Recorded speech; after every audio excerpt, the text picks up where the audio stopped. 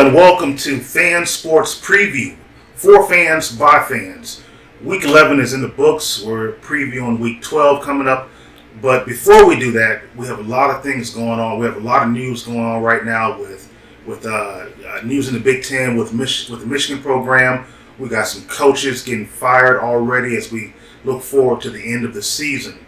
I got my guys here. I got Jamal Cooper, a.k.a. Big Coop, to my right. I got Anthony Edwards here, a.k.a. Pee-wee, a.k.a. Can't Get Right. Superstar.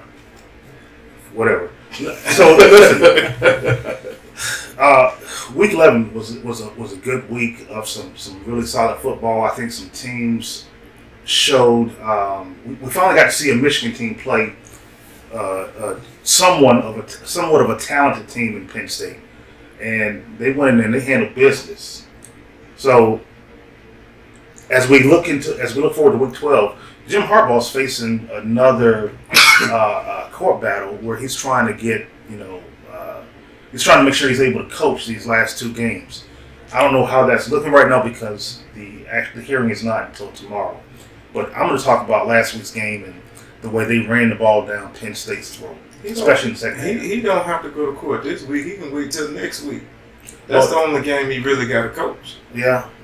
Well, I mean, if he waits till next week, then he doesn't need. There's no need in a junction at all. Well, he needs to be at the Ohio State game. So he don't. I mean, does he have to be at the Maryland game?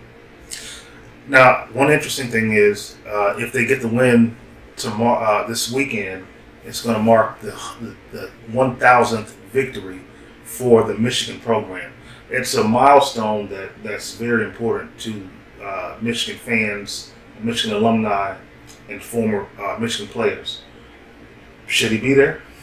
Like I said before on the previous show, I feel like he shouldn't have got suspended, especially with everything that's going on in the NCAA. And like I always revert back to Kansas basketball, they didn't won the title under all those sanctions or whatever. And I think that Michigan, they're really the best team in the country.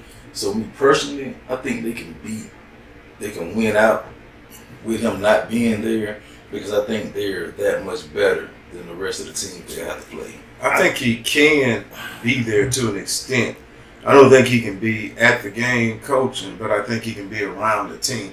I think when they describe the rules, he can be around the team, but he cannot. So you're sticking with the fact that you're sticking with the idea that it remains in place. He's because the rules are he can be around the team, he can coach the team during the week. He just can't coach the game. So that's your stance is that's the punishment should be upheld. Well, we're in a different situation. I know Coop was talking about basketball, but with football, we're in a different situation than what basketball is. Right now, with the NCAA they can't rule on anything. Right now, it's a college playoff committee that's the only thing that can rule on anything. With the conference stepping in, the conference has all the information. They know what happened. They can step in and do something.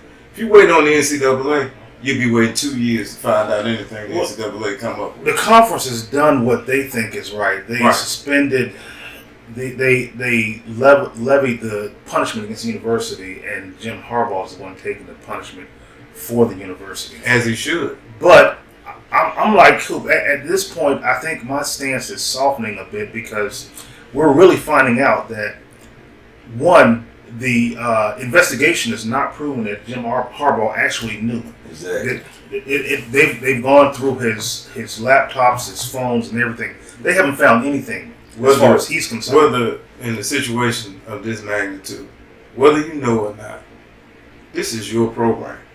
True. And this is going on at your program. At the end of the day, everything comes to your doorstep. The wins you get, the losses you get.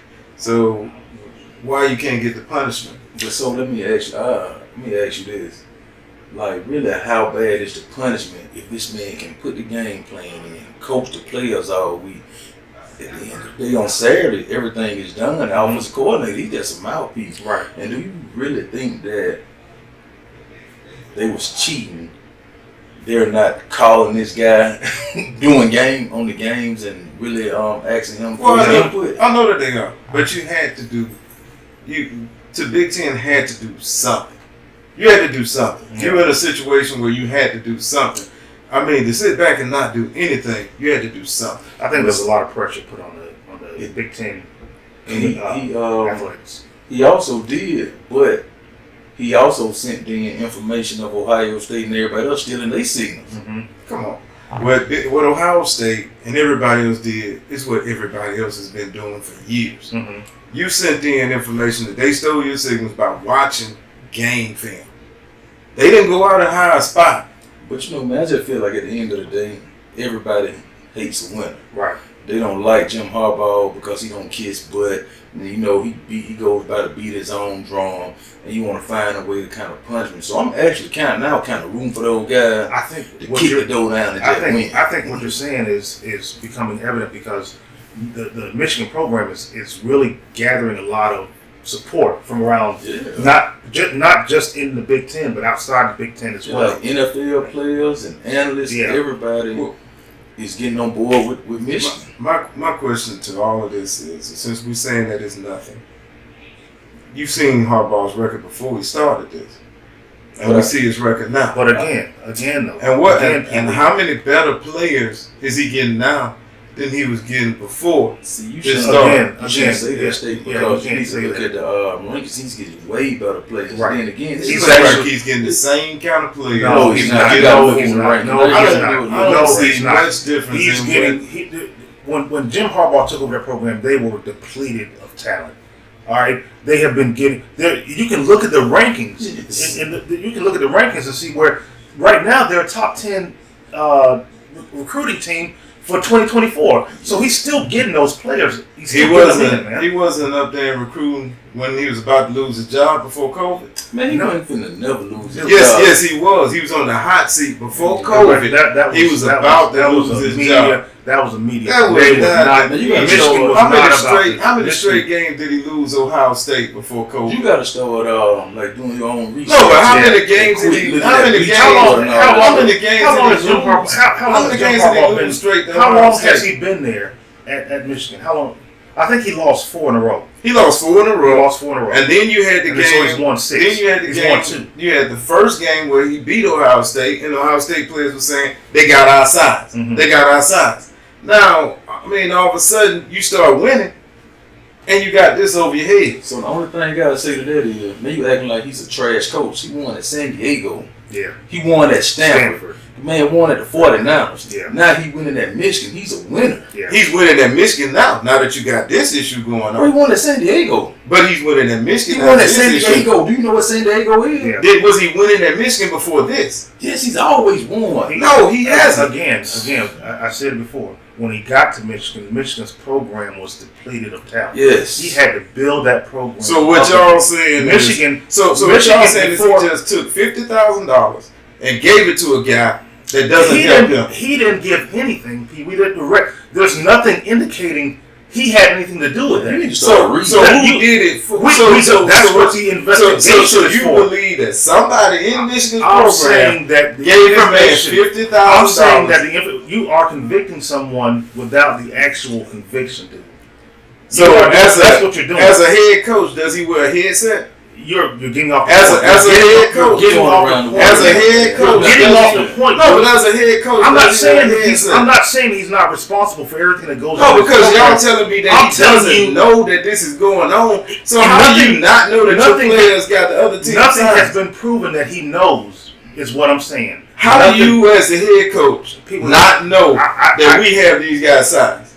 Bruh, that's what I know. It can be done. No, it can't be done. The head coach not knowing. It can be done. You have, again, I know you didn't play sports, but the offense, the defense, special team, they have their own coaches.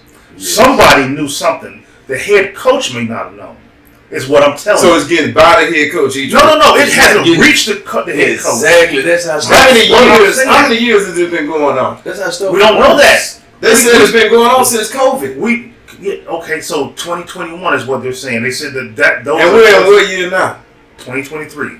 Okay, and it just slipped right by the coach for all these years. That's possible. Just like in Northwestern, when they went through their thing, it was never proven that the head coach knew of all the hazing that was going on. And I hate to do that. When Cam Newton got paid, do you think the head coach knew? Or did it not make it up? Because it doesn't work that way. It doesn't work that way.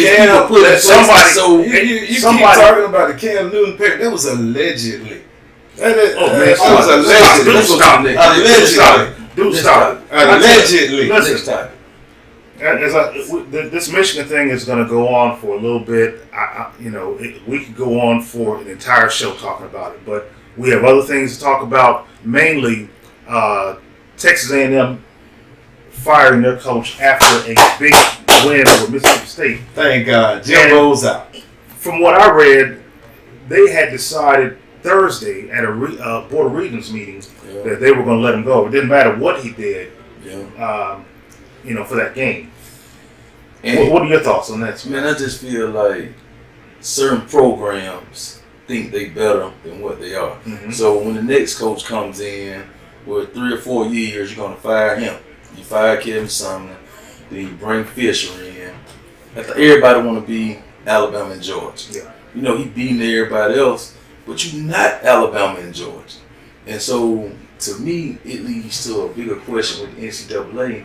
How do you not want to pay the players, but you paying this man $76 million to go away? Right. Like, somebody please make that make sense to me. Well, that's big. That's a part of a bigger issue. We're going to discuss that in the next show. The story I read from the athletic director was that the reason why that he got fired was not because you can't beat Alabama, not because you can't beat Georgia.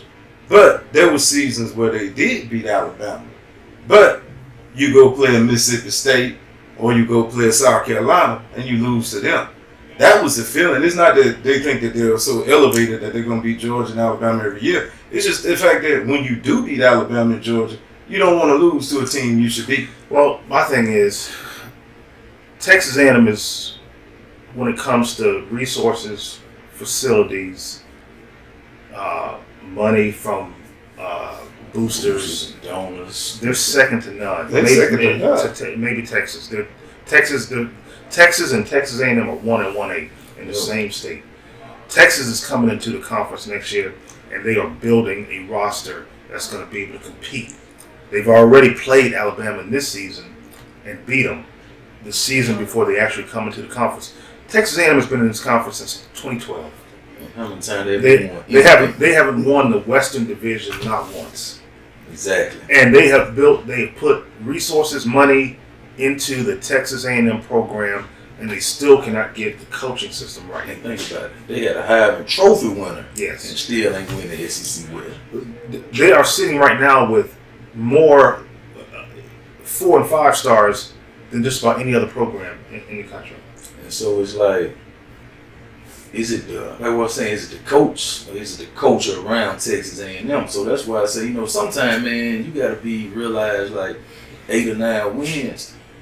That's all we can do. Then you might have your 10-win season in there. Mm-hmm. But I'm not just going to keep throwing around money. Let me just get rid of this guy, get rid of that guy. What do y'all think about the athletic director, the one that proposed he get fired? And now he wasn't the one who gave him the initial contract, but he's the one that gave him the extension.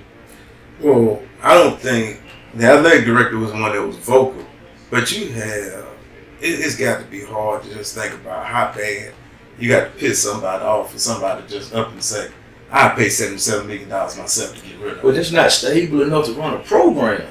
But, it's not stable. When you have a coach like Jimbo that comes in telling you that he's going to win national championships for you, he's been there for about 8 years now? 8 years. He was not there 8 years, but go ahead. Yeah, it ain't been 8 years. It's been, how many years? It ain't been 8, but go ahead. It's been more than 5. Yes, it's probably 6. I think it's 6. About 6, and what have they won? So, but when did what do they have to show for it? When did he get this? He got the extension like a year after he came in because he got the extension last year. Exactly. So he got the extension. It was before last year because he got the extension last year when LSU before LSU. Because last year was the first year that they were talking about firing him, and it was Brian. Yeah, they were talking about it. Yeah. But the problem was his name came up in the LSU search for a new coach. Yeah. When LSU hired Brian Kelly, there were ties between Jimbo Fisher and the athletic director at LSU. So his name came up. Texas A&M said, we don't want to jump into the coaching pool again, looking for a new coach. So they gave him an extension. Exactly. And then think about it though, man. Sometimes you just have bad luck before you have that breakthrough. Perfect example. Mike Malone with the Denver Nuggets. Man, look how many times you were going out in the first round, but they always were building something. Right. They held on to him. People wanted to get fired, and they finally broke through. But if we had time to just go down the season and just look at this man quarterback got hurt, this person got hurt, that person got hurt, man, all that goes into it. But like I said, I ain't mad at them. It ain't my money. They keep setting the doggone torch to their money and burning it up. But so where do you think they go from here? Because I've heard some names that they've been floating some names. To me, the main one is Lane Kiffin. No, the main one I think is out of order. You know, he said this. He said this yesterday, emphatically. I'm not going anywhere. I'm building something. How many times have we heard a coach say that? I've never heard it. I've never coaching. I've never seen. No. I've heard it. I've never heard it said that way to the players. Not only to the players that he has on the team. And this is what hurt. This is what hurt Deion. This is why Deion came out and said, "I'm not listening to any ideas about jumping to Texas A&M because he already lost a recruit." Yeah. That said he doesn't know that Deion's going to be there. Well, the coaches are saying that now. Yeah, so that's what I'm saying. So I don't see the Oregon coach being a prospect. I do. The only person that can save them, Urban Meyer. I've heard the only person that can save them. I don't know that Urban Meyer can't save them. I don't think that Urban Meyer can save them. It's a rebuilding job. I think you need somebody. Did you see his recruiting class? Did you see his recruiting class? What was Florida before Urban Meyer got there? I've seen his recruiting class, but I also know that it's going to be a lot of attrition in that program with Jimbo Fisher being gone. I also know that you need somebody young to come into that program and jumpstart that program. Urban Meyer is not going to jumpstart the program. Urban Meyer is going to come in, he'll win with what you got for a couple of years, and then year 3 or year 4, he's going to be looking to get out the door. And that's his history. Ohio State. What they were doing before he got there? That's his history. Urban Meyer. What did he do at Ohio State before he got there? I can tell you this: Urban Meyer does have a history of building it up and then burning it down. Yeah. Because he allows some stuff to go on within his program. So when you building it, you're gonna win big. But I will say, you're right. You're gonna win big. But I will say that I don't agree that it's a rebuilding because Texas A&M is they're still full of talent. Yeah. Provided. Well, when I say rebuilding, I mean, like I said, with somebody young coming in, you need somebody young to come in and kickstart that program. Give that program some excitement. Right now, you got fans that are not excited. They're a little bit down because of the last few years that they had to deal with. So what you need right now is you need somebody to come in, give them a shot. So you don't think Urban Meyer do that? I don't think Urban Meyer can do that. Man, stop. I don't think Urban can do that. And win how many games? Hey, I'm just saying he's won what 9 or 10 at. So Ole Miss. If you fire Ole Miss. No, but my problem with you saying Lane Kiffin is if you fire Jimbo Fisher because Jimbo Fisher couldn't win what you wanted him to win. Well, now if we go back over, they didn't fire Jimbo Fisher because they couldn't win. They fired him because the program was stagnant. It was going nowhere. But if we bring in Lane Kiffin, where is Lane Kiffin being where that program is not? So who do you think is a good coach though? Because on the record, you don't think Urban Meyer is a good coach. You don't think Lane Kiffin is a good coach. It's not that I don't think. You don't think Jim Harbaugh is a good coach. It's not that I don't. Is he a good coach? It's not that I'm talking about Texas A&M plucking him. It's not that I don't think that Urban Meyer is a good coach. And I just told you what my problem with Urban Meyer is. Urban Meyer is a great coach. He's a hell of a coach. But is Urban Meyer going to stick around? That's the problem. He's going to get him to the top of the mountain. And after that, it is. He gets you to the top of the mountain and he leaves you up there. He leaves you at the top of the mountain. What you're saying is there's I don't see the problem with that as long as you reach it. Yeah, exactly. Right now, they're not reaching. They're not reaching. They can't even touch the bottom of it, man. Look at how bad Florida was when Urban left Florida. Look at how bad Ohio State was when Urban left Ohio State. He didn't leave in bad shape. They didn't been bad. They've been to the national championship game. Yeah, they've been to the playoffs a couple times. Yes. Yeah. He handpicked. He handpicked Day to get the job. Yeah, he handpicked. They haven't been to the championship game since he's been there. It ain't because of talent though. It's not, I can tell you that. Day is another one who is. They haven't been to the championship They're game looking. since They've been to the playoffs. The playoffs. It's the playoffs. They've been to the playoffs. But They again, got spanked when they that has nothing to do with the talent. Is what I'm telling you. I'm telling you that they may not be. He may be on the hot seat at some point. If he loses to Michigan next week, that's gonna make 3 in a row. Did Justin Field not go to the playoff championship? Yes. Like Yes. And so that's Ohio State. Yeah. And So, Urban Meyer handpicked that guy. he's been twice, or 2 or 3 times. Not to mention they're in a position to go again this year. So that's all I'm gonna say. I mean, look, we can talk about this, man, till the cows come. But I tell you what, coming up after the break, we're gonna look back at a couple of the big games that were played last week, but we're gonna go ahead and preview this weekend's games. So stay with us.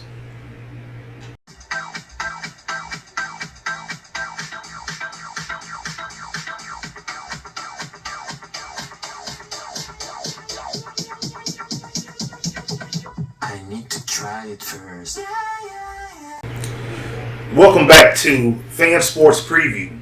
For fans by fans. I got my guys here. We're having some really good discussions about a lot of things that are going on in the college football world. But I want to look back and talk about a couple of games that we didn't get a chance to talk about in the first half. Ole Miss, we all thought they were going to go in there. Who thought? Well, okay, yeah, I know. Some of us. I'm not gonna say. I'm outside of this panel right here. There were people that had, they were thinking Ole Miss could go in there and give Georgia a game. Yeah. And Georgia really flexed. Lane Kiffin got all y'all food. Again. Yeah. I don't know what this dude got against Lane Kiffin, but whatever it is, I'm gonna leave between him and Lane. But that game turned out to be a good. It was a good scrimmage for Georgia. It was a good signature. Good scrimmage for Georgia. For Georgia. Yeah. Not to mention their tight end came back and he looked like Superman. Yeah, he looked good. Yeah, man. Georgia looked like they round in the shape. It's gonna be interesting to see an SEC championship when them and Alabama collide. Now, another good game was Oregon, and Oregon traveling down to USC, and I know we got a USC fan here up here, but listen, Oregon is really looking like they could be a playoff caliber team, and they're sitting ahead of they're right now they're the number one loss team in the top 25. Could we see a one loss team the only win way the Pac-12 and make it into the only way Oregon makes it in is a loss from Washington. Well, they got to play Washington. They got to play Washington. They got to beat Washington, but Washington got to lose. That's the only way Oregon gonna make it in. I mean, it's set up tight right now. Yeah. And it's certain teams that's got one loss. Like back in history, back in the day, you get in with one loss or slide in. This year is kind of funny. It's too many one-loss teams. Well, I see the look on your face because I don't know if he understood what I was saying because in order for them to remain with one loss, they're gonna have to beat Washington, which is one. And that's what I just said. They got to beat Washington to get in. Yeah, but man, I feel like if they beat Washington in the Pac-12 championship game, I feel like they deserve a spot. Because people ain't talking about it, but the Pac-12 the best league this year, right, top to bottom. And what's weird is they're the most complete league, but they're the ones right now without a team in the top 4. And like I said, I just feel like that's kind of. I know everything is going to play itself out with Michigan having to play Ohio State and. If Washington can get past Oregon State this weekend, which is going to be a tough game, Oregon State is I think ranked number 12. Yeah. But as I heard Pee Wee say earlier in the week, some strange things happen when you go down to Poor Valley. Yeah. So that's going to be a test. But I'm interested to see how that Pac-12 shakes out. I'm also interested to see how if Alabama runs the table. What happened? Yeah. Texas runs the table, and Texas is ahead of Alabama because of the head-to-head matchup. But Texas is not. They're looking more and more suspect by the week. I don't know if they're just guiding or just kind of gliding until they get to their conference championship game, but they don't look like one of the better one-loss teams to me. Not at this point. So I would be interested to see if that's going to be held against them. I think we gotta wait till this week. We get Ewers back this week supposedly. So they've been playing without the starting quarterback for the last 2 or 3 weeks. Mm-hmm. So yeah, he played last week too. Yeah, he did play. He played last week, but they lost their starting running back, 1,000-yard rush already. Auburn went to Fayetteville and really looked like a pretty decent team. I don't know if it was Auburn finding an offense or if it was the opponent. Yeah, what do you think? I think it was a combination of both. I think Auburn, they kind of find their identity right now, but I do think the opponent played a big role into that because I think right now Arkansas packed it in and they really rolled out the basketball. Yeah. But I was kind of impressed with how Auburn showed up and did the job, though. Auburn, this is your time to shine. I want to know, have they found their identity? I think they found their identity. I think it just took some time. You had a brand new offensive line. You have brand new wide receivers. Have a brand new tight end and a brand new quarterback. So everybody had to gel together. I think now that everything's coming together and you got Hunter stepping up, rushing for over 100 yards a game, I think you got an identity now. What's going on with the quarterback, the backup quarterback situation? Because I'm hearing rumblings about. Well, with the backup situation, you got Holden Garrett stepping into the number 2 role.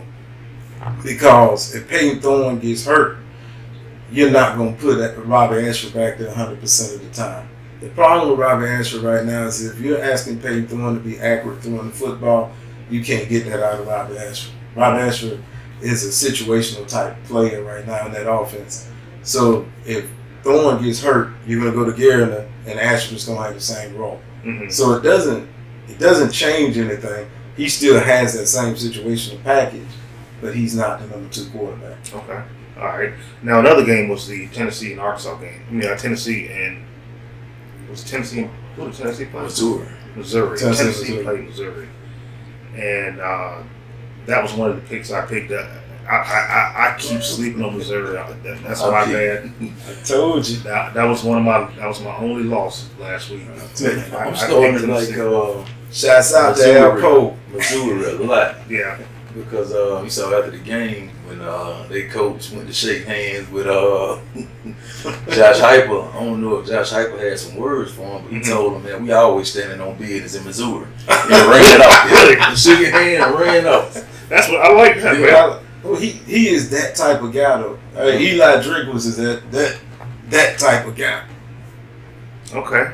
All right. Well, listen, we got some games coming up this week. The one I mentioned before, Washington and Oregon State. That's going to be, I think that's going to be a big test for not only Washington but the Pac-12 as a conference because somebody got to shake loose.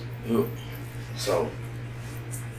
A rivalry. You guys got UCLA this week. I'm hearing rumblings about my boy at UCLA. He may be on the hot seat. Well, he's on his way out. Is he on his way out? But why though? What do UCLA think they why? How good were they before he got there? Yeah. To what he's turned them around into. But so like I said, man, it's another case of programs think they're better than what they are. And so you're gonna fire him going into the Big Ten? Good luck. Yeah. Yeah. I got Louisville is gonna be traveling to Miami this week. Louisville is still that one-loss team, but they're looking shaky too. They kept their coach for this long period of time. this is his chance to show that what he stuck around for, that he's ready to do. He ain't even been there that long. This is his first year. He's been there for a while. Producer, can you fact check something for us? Because the walking encyclopedia of misinformation is providing some bad info again. And I'm tired of falling for it. I'm tired of it. Look, Georgia's playing Tennessee this week.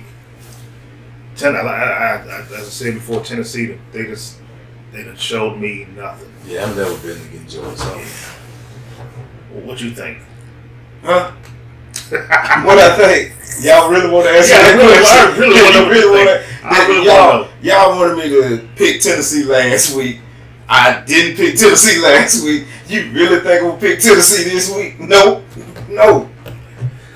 I want to bring up something because those are some of the big games coming this week. But I really want to take a quick look at the Heisman race and how it's shaping up, because we have a former quarterback, a former Auburn quarterback, that is now the front runner to win the Heisman Trophy. I'm gonna ask him what he thinks, but I'm gonna go ahead and ask you first. No, man, he's doing a hell of a job this year, and if they can finish the job, man, he deserves it. Yeah. What you think, man? Well, I mean, he's doing a great job in Oregon.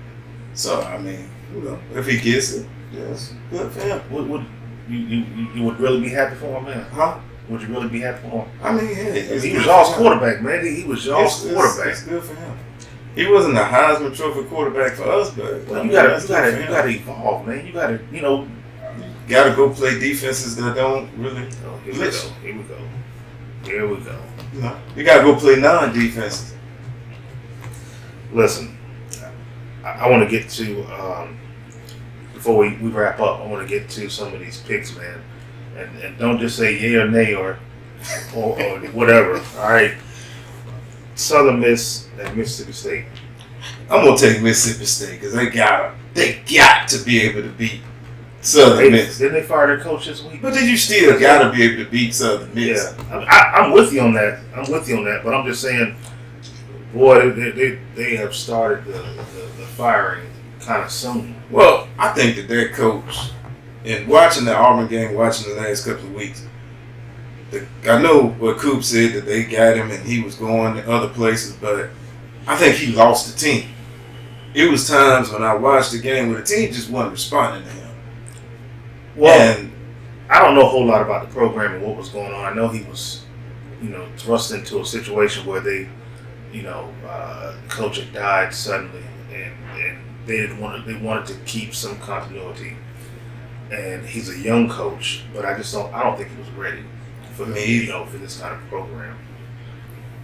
Then on top of that, he changed the offense. Changed the offense. He did. Yeah. So, who you got in this game? Mississippi State. You got Mississippi State. Okay, Washington and Oregon State. You got Washington. You got Washington. You said some strange things. Even though I know that, I'm still gonna take Washington. I got Washington as well. UCLA at USC. You know who I got? I know you got USC. I almost took UCLA, but I'm gonna take USC. Why? I mean, it ain't like USC been winning. But hey, I will say this: UCLA does have one of the best defensive players. He's a first round draft pick. But I went with USC as well. This one here had me tripped up, man, because I went and looked at the line. I went and looked at who's hurt, who's not. But Kansas State at Kansas, and Kansas State. Coop and I had a discussion about this, and I was like, man, I don't know. I'm gonna flip a coin. Yeah, it's 50-50, but I'm gonna take Kansas State too. All right, I went with Kansas State as well. Because I think Kansas quarterback hurt. Is he still hurt? Yeah. Okay. I think he's still hurt. All right. How about Louisville at Miami? Miami played Florida State tough last week. But Louisville is 9-1, and they are the only hope of giving somewhat of